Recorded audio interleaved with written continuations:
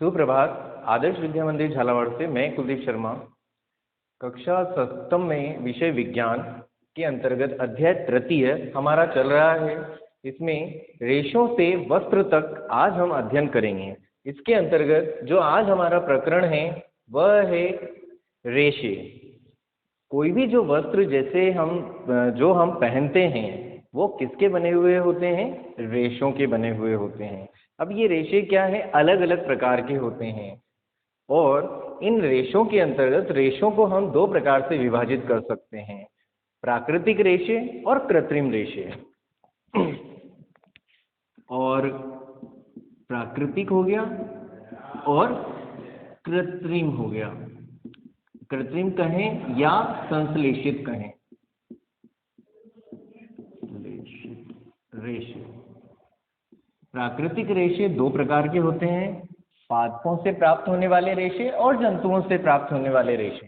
तो जो ऐसे रेशे जो कि पादपों से हमें प्राप्त होते हैं उन्हें हम पादप रेशे कहते हैं। इसके अंतर्गत सबसे पहले नंबर पर आता है रुई। रुई जो कि कपास से हमें प्राप्त होती है। कपास के पौधे पर जो फल लगता है फूल के बाद, जिसे बिनोला कहते हैं, उससे रुई प्राप्त होती है। रुई का जो रेशा है वो हम प्राप्त करते हैं और कॉटन के या रुई के वस्त्र बनाए जाते हैं। सूत जिसको बोलते हैं, सूत का धागा इसी से बनता है और उसी से सूती वस्त्रों का निर्माण किया जाता है। ऐसे ही जूट पादप से प्राप्त होता है और इससे रस्सियां बनाई जाती हैं, बोरियां बनाई जाती है और भी कई जो अन्य साधन है जैसे पैरदान हैं वो बनाए जाते हैं। सन का उपयोग भी रस्सियां बनाने में किया जाता है। पटसन का उपयोग भी रस्सियां आदि बनाने में किया जाता है। इस प्रकार से पादपों से प्राप्त जो रेशे हैं उनका हमने यहाँ पर अध्ययन किया। इसके बाद आता है जांतव रेशे। रेशे दो प्रकार के, प्राकृतिक रेशे और कृत्रिम रेशे। इसमें अभी हमने अध्ययन किया है ओनली प्राकृतिक रेशों का। प्राकृतिक रेशों में पादपों से प्राप्त रेशे हो गए और जंतुओं से प्राप्त रेशे हो गए।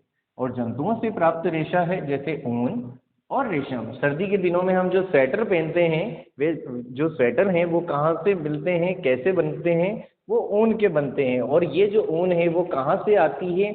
ये ऊन भेड़ की, ऊन की, बकरी और अन्य जो जंतु हैं उनकी ऊन को लेकर के और उनसे रेशे बना करके वो स्वेटर तैयार की जाती है। रेशम यानी कि सिल्क जिसको बोला जाता है, इस सिल्क को रेशम कीट से प्राप्त किया जाता है और इससे भी चिकने और बहुत अच्छे वस्त्रों का निर्माण इस रेशम से किया जाता है। अब आता है कृत्रिम रेशे। कृत्रिम रेशों के कुछ नाम यदि आपको ध्यान में आ रहे हैं, आपने पैराशूट देखा है। पैराशूट क्या होता है? वो जो कि ऊपर उड़ता है, जिसमें मनुष्य बैठा रहता है, और वो जो कपड़ा होता है वो होता है पॉलिस्टर और नायलॉन का बना हुआ होता है। हम जो वस्त्र पहनते हैं वो किसके होते हैं? वो टेरिकोट होते हैं या पॉलिस्टर का होता है। ऐसे ही एक्रिलिक, नायलॉन, नायलॉन के रेशे से रस्सियां, निवार, पैराशूट, ये ऐसे ही साधन बनते हैं। टेरिकोट, टेरिलिन, ये सब कृत्रिम या संश्लेषित रेशों के उदाहरण हैं।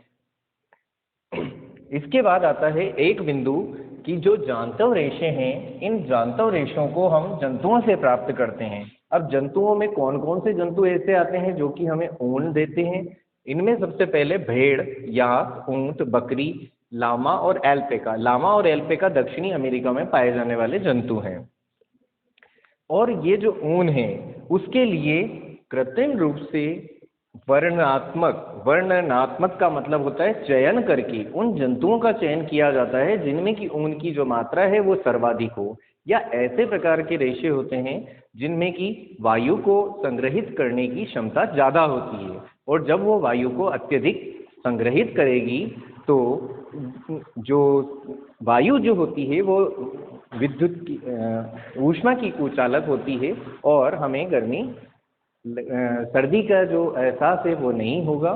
तो इसलिए वर्णनात्मक प्रजनन करवाया जाता है। जैसे भेड़ों में करवा करके अच्छे प्रकार की ऊन, जैसे मैरिनो भेड़ है, याक, याक में भी बहुत लंबे लंबे रेशे प्राप्त किए जाते हैं। ऊंट, बकरी, लामा, एल्पेका, अंगोरा बकरी, जो कि कश्मीर, जो उत्तरी भारत है, उत्तरी भारत में जैसे कश्मीर आदि के अंतर्गत राज्यों में एक विशेष प्रकार की बकरी मिलती है। उसमें जो रेशा होता है उसकी ऊन का, वो बहुत लंबा और अच्छा होता है।